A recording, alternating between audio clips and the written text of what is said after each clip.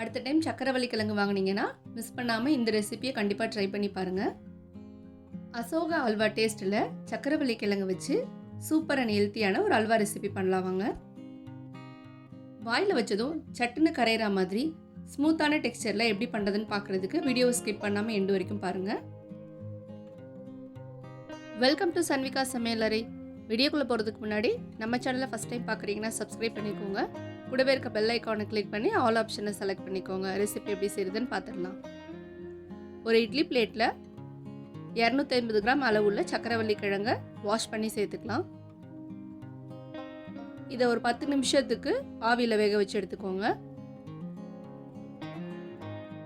கிழங்கு வெந்திருக்கான்னு செக் பண்ணுறதுக்கு ஒரு ஃபோக் வச்சு இந்த மாதிரி குத்தி பார்த்தீங்கன்னா ஸ்பூன் நல்லா இறங்குச்சுன்னா கிழங்கு வெந்துருச்சுன்னு அர்த்தம். கிழங்கு நல்லா ஆறினதும் அதில் இருக்க தோலை ரிமூவ் பண்ணிவிட்டு சின்ன சின்ன பீஸாக கட் பண்ணி ஒரு மிக்ஸி ஜாரில் சேர்த்துக்கலாம். கிழங்கு முழுமையாக ஆறினதுக்கப்புறம் அரைச்சிக்கோங்க. இதில் கொஞ்சமாக தண்ணி சேர்த்து இந்த அளவுக்கு பேஸ்ட்டாக அரைச்சி எடுத்துக்கலாம். ரொம்பவும் தண்ணி சேர்த்திங்கன்னா அல்வா பதம் மாறிடும், அதனால் அளவாக சேர்த்துக்கோங்க. இது தனியாக இருக்கட்டும். இப்போ ஒரு பேனில் 100 கிராம் அளவு வெல்லம் சேர்த்துக்கலாம். கொஞ்சமாக தண்ணி சேர்த்துக்கோங்க, வெல்லம் கரையிற அளவுக்கு. சக்கரவள்ளி கிழங்குலையே ஆல்ரெடி இனிப்பு தன்மை இருக்கிறதுனால கிழங்கோட பாதி அளவில் வெல்லம் சேர்த்துக்கோங்க. வெல்லம் நல்லா கரைஞ்சதும் இதை தனியாக எடுத்து வச்சுக்கலாம். இப்போ ஒரு அகலமான பேனில் 1 டேபிள் ஸ்பூன் நெய் சேர்த்துக்கலாம். நெய் உருகினதும் 10 போல் முந்திரி சேர்த்து லோ ஃப்ளேமில் முந்திரி கலர் சேஞ்ச் ஆகிற வரைக்கும் வறுத்தெடுத்துக்கலாம். முந்திரியை ரொம்பவும் கருக விட்டுறாம லைட்டாக கலர் சேஞ்ச் ஆனதும் வெளியே எடுத்து தனியாக வச்சுக்கலாம்.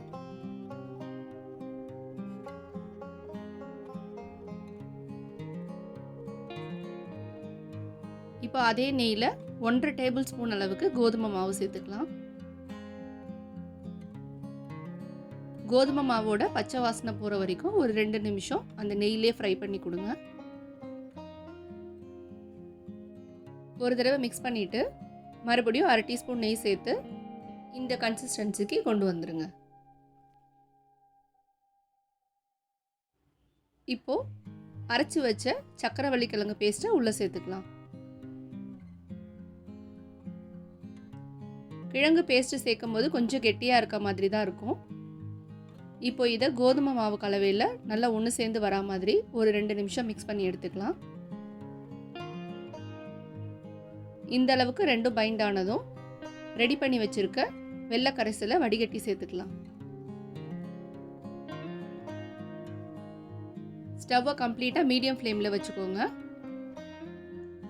வெள்ளை கரைசலும் சக்கரவள்ளி கிழங்கோட பேஸ்ட்டும் ஒன்று சேர்ந்து வரா மாதிரி நல்லா மிக்ஸ் பண்ணி எடுத்துக்கலாம். இந்த அளவுக்கு நல்லா ஒன்று சேர்ந்து வந்ததும் 3 டேபிள் ஸ்பூன் நெய்யை ஒவ்வொரு ஸ்பூனாக உள்ளே சேர்த்துக்கலாம். கிழங்கு ஆல்ரெடி வேக வச்சு எடுத்ததுனால வெள்ளை கரைசலில் அது கரைஞ்சதுமே நெய் சேர்க்க ஆரம்பிச்சிடலாம். முதல்ல 1 டேபிள் ஸ்பூன் நெய் சேர்த்து நல்லா மிக்ஸ் பண்ணி கொடுங்க.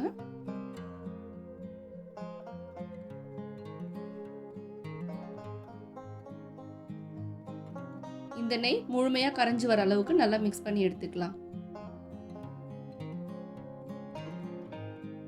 ஒரு தடவை நெய் சேர்த்துட்டு அது முழுமையாக கரைஞ்சதுக்கு அப்புறமா அடுத்த ஸ்பூன் சேர்த்துக்கோங்க. நம்ம ஊற்றின நெய் முழுமையாக அப்சர்வ் ஆனதுக்கப்புறம் அடுத்து 1 டேபிள் ஸ்பூன் நெய் சேர்த்துக்கலாம். மறுபடியும் நெய் முழுமையாக அல்வாவில் அப்சர்வ் ஆகிற வரைக்கும் மிக்ஸ் பண்ணிகிட்டே இருக்கலாம்.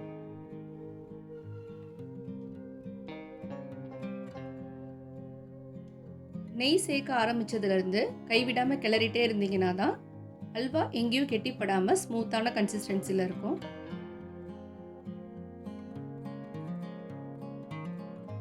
இந்த அளவுக்கு நல்லா மிக்ஸ் பண்ணினதும் எடுத்து வச்சிருக்க மீதி 1 டேபிள் ஸ்பூன் நெய் சேர்த்துக்கலாம்.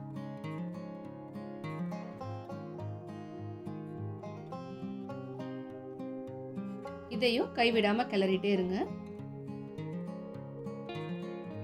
250 கிராம் சக்கரவள்ளி கிழங்குக்கு எனக்கு மொத்தமாக 5 டேபிள் ஸ்பூன் நெய் தேவைப்பட்டது.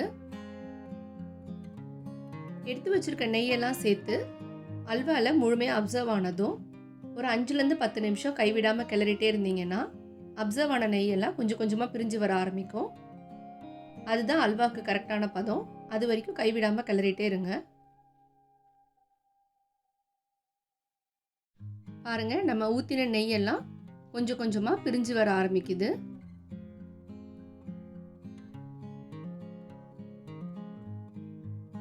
இந்த அளவுக்கு நல்லா நெய் பிரிஞ்சு வர வரைக்கும் மிக்ஸ் பண்ணிகிட்டே இருங்க.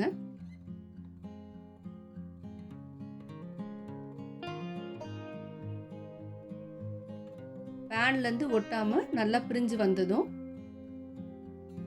1/4 டீஸ்பூனுக்கும் குறைவாக ஏலக்காய் தூள் சேர்த்துக்கலாம். வறுத்து வச்ச முந்திரி பருப்பையும் உள்ளே சேர்த்துக்கலாம். முந்திரி ஏலக்காய்லாம் சேர்த்துட்டு ஒரு 2 நிமிஷத்துக்கு லோ ஃப்ளேமில் வச்சுட்டு நல்லா மிக்ஸ் பண்ணி எடுத்தீங்கன்னா பேன்லேருந்து ஒட்டாமல் அல்வா நல்லா திரண்டு சூப்பராக வந்திருக்கும். இந்த ஸ்டேஜில் ஸ்டவ் ஆஃப் பண்ணிவிட்டு சூடாக பரிமாறுங்க. இதை நீங்கள் ஒரு பிளேட்டில் சர்வ் பண்ணிவிட்டு அப்படியேவும் சாப்பிடலாம். இல்லைனா ஒரு ஸ்கொயர் ஷேப் பேனில் போட்டு சின்ன சின்ன பீசஸாக கட் பண்ணியும் சாப்பிட்லாம்.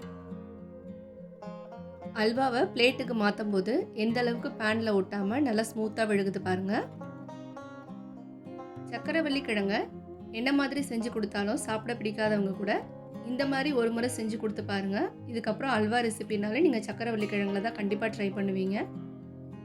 அந்த அளவுக்கு டேஸ்ட்டு வேறு மாதிரி இருக்கும். ஒரு ஸ்பூன் வச்சு எடுத்து பார்த்தீங்கன்னா எவ்வளோ ஸ்மூத்தான கன்சிஸ்டன்சியில் இருக்குன்னு உங்களுக்கே தெரியும்.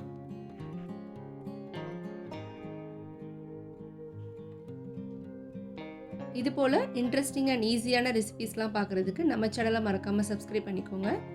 வீடியோ பிடிச்சிருந்தா லைக் பண்ண மறக்காதீங்க. கண்டிப்பாக ஷேர் பண்ணுங்கள். அடுத்து ஒரு இன்ட்ரெஸ்டிங் அண்ட் ஈஸியான ரெசிபீஸோட மீட் பண்ணலாம்.